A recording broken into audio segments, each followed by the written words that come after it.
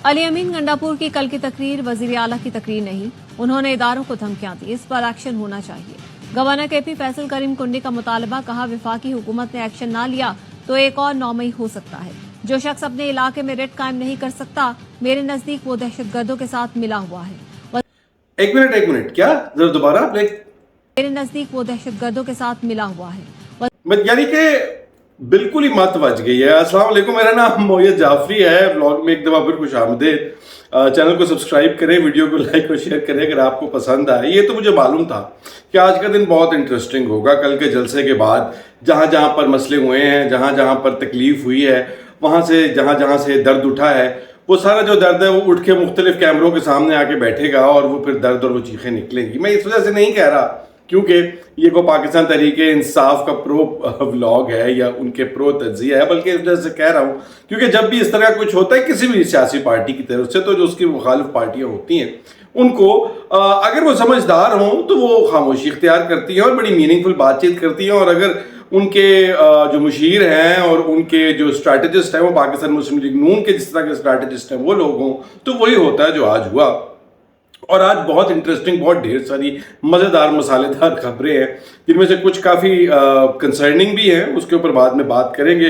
अज़मा बुखारी साहिबा ने बड़ी बातें की है, मैंने आपको कल अपने व्लॉग में बताया भी था, बल्कि मेरे व्लॉग की जो थंबनेल था उसमें भी मैंने लिखा था कि गंडापुर साहब की इस तकरीर के बाद जो है क्या होगा और उनको किस तरह का निशाना बनाया जाएगा, ये देखना जो है वो इंटरेस्टिंग होगा। और वो सब कुछ आज होना शुरू हो गया है, मुकदमे भी बनने शुरू हो गए हैं, तो इन सारों के ऊपर हम बात करेंगे। लेकिन सबसे पहले मैं कुंडी साहब का जवाब दे लूँ। कुंडी साहब जो है, जैसा कि आप जानते हैं, बड़े वेल ड्रेस्ड, बड़े मुनासिब आदमी हैं। आपकी अगर कभी मुलाकात है मेरी है उनके साथ, मेरे ख्याल है 4-5 दफ़ा की मुलाकात है कुंडी साहब के साथ, बड़ा अच्छा रब्ता भी रहा है एक दौर में।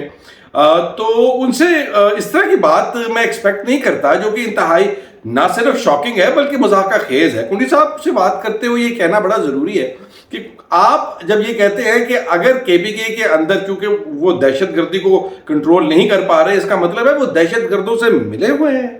इसका मतलब तो ये हुआ कुंडी साहब के कराची के अंदर जो पिछले कई, मैं तो कहता हूं जब से आंख खुली है तब से जो कराची के हालात हैं और वहां पर जो मारा मारी है और वहां पर जो मगिंग और स्नैचिंग है, उसके हिसाब से तो आप क्या उन तमाम लोगों से मिले हुए हैं? उन बोरीबंद लाशों को बोरी में बंद करके फेंकने वालों के साथ पीपल्स पार्टी की हुकूमत मिली हुई थी। कराची के अंदर जो दहशतगर्दी होती है, कराची के अंदर जब कारसाज का वाकया हुआ और मोहतरमा बेनजीर भुट्टो के ऊपर अटैक हुआ, तो क्या उसमें आप इन्वॉल्व थे जो वो आप उसको रोक नहीं सके? ये इस कदर गैर जिम्मेदाराना और इस कदर बेवकूफाना जो है वो बयान है कि जिसकी कोई एंड है ही नहीं। मतलब बाकी लोगों ने भी बड़े बड़े छक्के मारे हैं, आज मैं कहता हूं, मगर जो इस रेस में जो है वो कुंडी साहब जो है वो जीत गए। कुंडी साहब आज का अखबार पढ़े, आपकी कराची के बारे में बड़ी जबरदस्त किस्म की रिपोर्ट आई है। ये देखिए, 5000 एक महीने में 5000 से ऊपर क्रिमिनल वारदातें आपके शहर में, जहां पर आपकी हुकूमत है, जिसके ऊपर आपको बड़ा नाज है। आप अपने आप को लॉ एंड ऑर्डर के बारे में आप बात करेंगे, आपकी जमात के लोग बात करेंगे कि लॉ एंड ऑर्डर किसे कहते हैं, तो फिर मैं कहता हूं कि बिस्मिल्लाह, 100 बिस्मिल्लाह, फिर तो कोई भी बात करता है।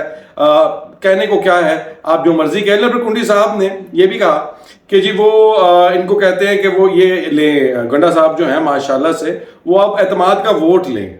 गंडा साहब एतमाद का वोट ले भी लेंगे, मगर आपके इस तरह कहने से आपकी सिर्फ और सिर्फ तस्दीक होगी। मगर मसला ये है, ये जो सब लोग बोल रहे हैं, एक तो कहते हैं ना, मैंने बोल दी मेरे च मेरा यार बोलदा, ते बेसिकली ये जितनी प्रेस कॉन्फ्रेंस है ये एक यार बोल रहा है इनके अंदर से, और जो इनका अपने भी जज्बात मजरू हुए हैं, जाहिरी बात है।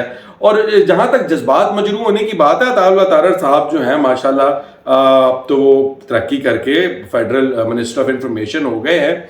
और उन्होंने जब ये कहा कि चूंकि आपका जलसा फेल हो गया है तो आपने उसका गुस्सा मरियम बीबी पे निकाला है। अब सबसे पहले ये बहुत इंपॉर्टेंट चीज है, हम सबको मिलकर, आपको, मुझे एक दफा डिसाइड कर लेना चाहिए कि कामयाब जलसा क्या होता है और नाकाम जलसा क्या होता है। कामयाब जलसे का नंबर क्या होता है, कितनी जगह पर कितने लोग होंगे तो वो कामयाब हो जाएगा, और कितनी जगह पर उतने लोग नहीं होंगे तो वो जो है कामयाब नहीं होगा।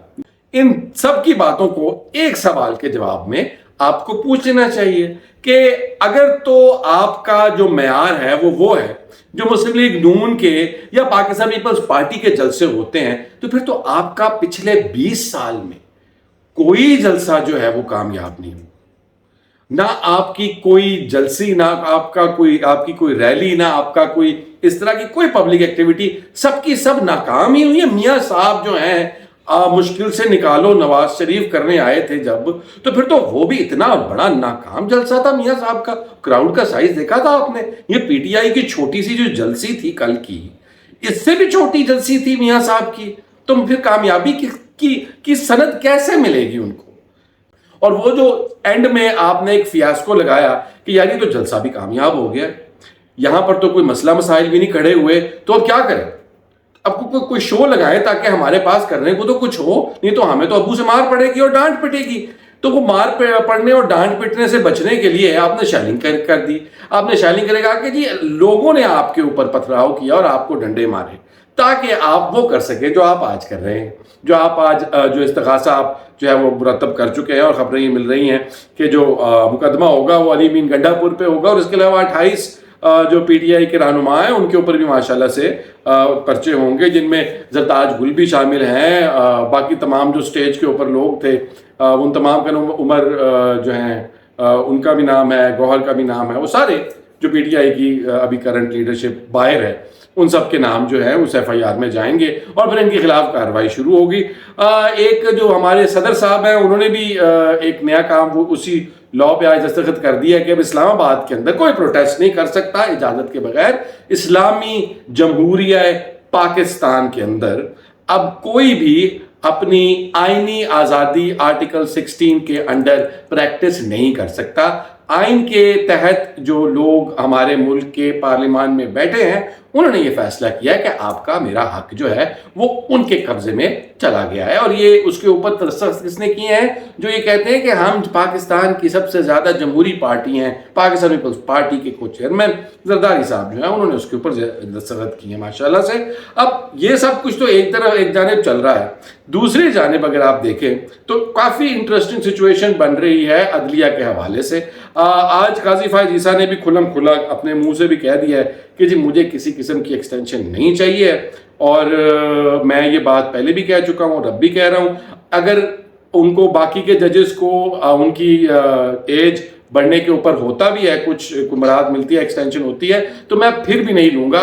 آئی am going to go home after these, میرا خیال ہے اب تو 46 ڈیز یا 44 ڈیز رہ گئے ہیں ان کے ریٹائر ہونے کے اندر، تو انہوں نے یہ بات کلیئر کر دی کہ he is not going to be the Chief Justice of Pakistan after his tenure expires۔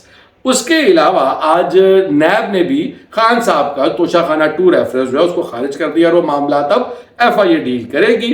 ان کی بیل کے حوالے سے بھی جو درخواستیں ہیں وہ بھی ایف آئی اے کو پہنچا دی گئی ہیں، اور یہ معاملہ اب جو ہے نیب کورٹ سے جاتا رہا ہے۔ خان صاحب کا توشہ خانہ 2 ریفرنس جو نیب کا ہے وہ ختم ہو گیا، اور ایف آئی اے کے رولز کے تحت اس کے اوپر اب کارروائی ہوگی۔ اس میں دیکھتے ہیں کہ خان صاحب کو کتنی کو جو ہے تصحیح ہوتی ہے اور کتنے کو فائدہ ملتا ہے۔ تو عظمہ صاحبہ بھی جو ہیں ماشاءاللہ سے وہ بھی فرمانے لگی کہ پاکستان جو پنجاب پولیس ہے اس کو نشیوں کا نشہ اتارنا بڑا اچھا آتا ہے۔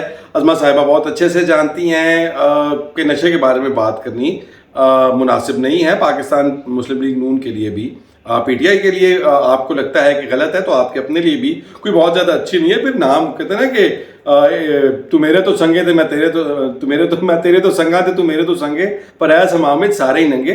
تو اس کہانی کو آپ جانے دیں، یہ اب نشے نشے والی کہانی آپ بند کر دیں، اس سے پہلے کہ جب ہوا پلٹی مارے گی تو آپ لوگوں کی بھی ویڈیوز لیک ہوں گی۔ اور جہاں تک لیک کی بات ہے وہاں پر ایک خبر ہے رؤوف حسن صاحب کے حوالے سے کہ ان کی چیٹ ایک بھارتی جو journalist slash think tank activist slash security analyst ان کے ساتھ جو چیٹ ہے وہ آج خبروں میں گردش کر رہی ہے۔ سیکیورٹی ذرائع سے وہ خبر لیک ہوئی ہے، نام نہیں لیا جا رہا، یہ بھی نہیں کہا جا رہا کیا ایس پی آر نے دی ہے یا ایس پی آر کا کوئی بیان ہے، ذرائع کا ذکر ہو رہا ہے جو کہ عجیب و غریب ہے۔ یہ کون سا ذرائع ہے جو تمام اخباروں کو اکٹھے مل رہے ہیں، اور وہ ایک علیحدہ بات ہے، مگر ذرائع نے یہ بتایا ہے کہ رؤوف حسن صاحب جو ہیں وہ راہل رائے، ویسے تو ہمارے بچپن کے دور میں ایک ایکٹر ہوا کرتے تھے انڈیا کے, تو میں حیران ہوا کہ ان کے ساتھ بات چیت کیوں نہیں ان کی چل رہی, مگر راہل رائے چودھری ان کا پورا نام ہے جی.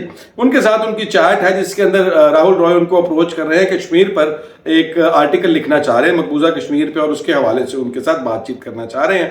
اور وہ ان کے بات چیت میں یہی ہے کہ جی میں آپ سے بات کرنا چاہتا ہوں, آپ کے ملک کے حالات میں دیکھ رہا ہوں بڑے مشکل ہیں, ہو سکتا ہے کہ آپ کو جو ہے وہ ریسٹ تو نہیں کر لیا جائے گا.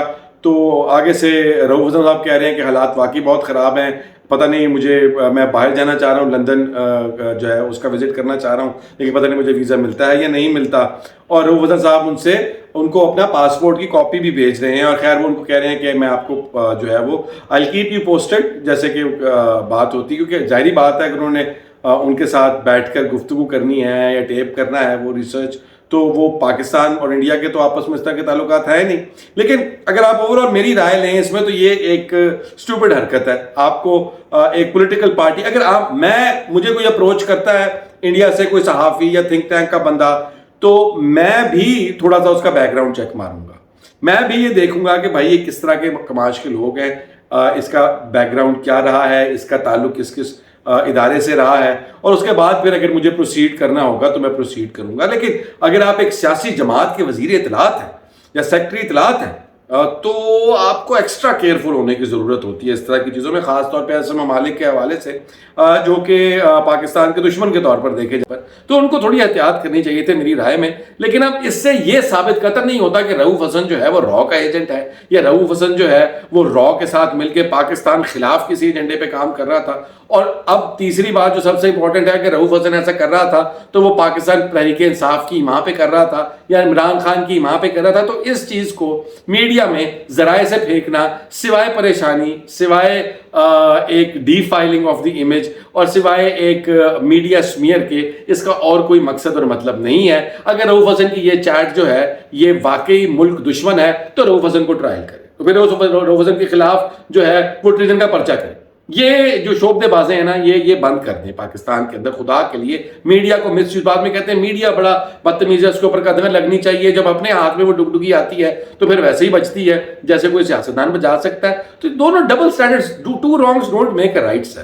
اگر آپ لوگ یہ چاہتے ہیں, جو لوگ اس وقت حکومت میں ہیں, کہ میڈیا کو مس یوز نہ کیا جائے, تو پھر آپ بھی تو مت کریں نا میڈیا کو مس یوز, اس طرح کی ذرائع سے خبریں چلا کے, سیکورٹی ذرائع سے خبر چلا رہے ہیں. خیر اچھی بات ہے. Once again I say Rauff Hassan should have been more careful, but this does not indict him as yet. اگر کوئی انڈائٹمنٹ والا کیس ہے جس کے اندر وہ ہوتا ہے تو پھر شور عدالتیں اور قانون کو اپنا راستہ لینا چاہیے. آخر میں آپ کے ساتھ جو بات شیئر کرنی ہے وہ یہ ہے کہ حکومت جو ہے وہ عدلیہ کے حوالے سے جو اپنی لیجسلیشن ہے اس کی طرف بہت ثابت قدمی سے بڑھ رہی ہے. بڑے گٹھ جوڑ ہو رہے ہیں, بڑی میٹنگز ہو رہی ہیں, عشائیے دیے جائیں گے, پاکستان پیپلز پارٹی کو وزیر اعظم بلائیں گے, ان کے ساتھ بیٹھیں گے, ان کو کانفیڈنس میں لیں گے, ان سب کی موومنٹ کے اوپر پیسہ لگے گا, ان سب کے آنے جانے کے اوپر اس سارے کی جو ایک لابنگ چل رہی ہے وہ سب ہوگی. اس کے علاوہ مولانا جو ہیں ان کو بھی لالچ دیا جا رہا ہے ایک آئینی پوسٹ کا, اور وہ آئینی پوسٹ کیا ہے یہ تو آپ کو آہستہ آہستہ کل انشاءاللہ تعالی ہم بتائیں گے. مگر یہ سب جب ہو رہا ہے اس وقت وہ صوبہ جس کے بارے میں ہم باتیں کرتے ہیں کہ بھئی وہاں پر محرومیاں ہیں اور وہاں پر حالات بڑے خراب ہیں اور لوگ ہماری بات نہیں سنتے, جس کی وجہ سے دہشت گردوں کی جو جھوٹ ہے وہ بائے کرتے ہیں, اور پھر ان کی بے وقوفی اور ان کی نادانی کی وجہ سے ان کی زندگی میں مسئلے بنتے ہیں. اس صوبے کے اندر اس وقت 3500 اسکول بند ہو چکا ہے سرکاری, اسی حکومت کے اندر 3500 اسکول بند ہوگی کیونکہ ٹیچر نہیں بھیج سکے وہاں پر, ٹیچر کا خرچہ نہیں پورا کر سکی ہماری حکومت بلوچستان کے اندر. لیکن ان کے پاس اس ساری ایکٹیویٹی, اپنی جان بچانے کی ایکٹیویٹی کے لیے سب کا سب پیسہ ہے. وہ پیسہ مولانا میں بھی بٹے. مولانا کو اب یہ آپ یہ سمجھ رہے ہیں بات کی کس قدر آئرونک بات ہے کہ اس ملک کے اندر آپ کو حکومت میں آنا ایک لالچ ہے, آپ کو عہدہ ایک لالچ ہے. اگر حقیقی طور پر اسلامی جمہوریہ پاکستان کے اندر بیٹھے تو یہ ایک فریضہ ہے, تو پھر یہ ایک سروس ہے. آپ عوام کے خادم ہیں. خادم اعلیٰ صاحب جو خاکی سوٹ سے جب وزیر اعلیٰ تھے تب وہ خاکی سوٹ پہنتے تھے, وہ چیک وارہ تھے. اب وہ وزیر اعظم ہیں تو وہ چیک وارہ نہیں رہے, یہ بھی ایک عجیب تضاد ہے، مجھے سمجھ نہیں آتا کہ جب تک کیسی حکومتیں ہمارے سر پہ بیٹھی ہیں یہ معاملات چلتے رہیں گے۔ آپ اپنا خیال کریں، انجوائے کریں کل کے جو ہے معاملات کو، اور آج کی جو پریس کانفرنسز ہے میں آپ کو ریکمینڈ کروں گا کہ آپ عطا اللہ طاہر صاحب والی ضرور سنیں، وہ آپ بہت انجوائے کریں گے۔ اپنا خیال رکھیں، ٹیک کیئر، اللہ حافظ۔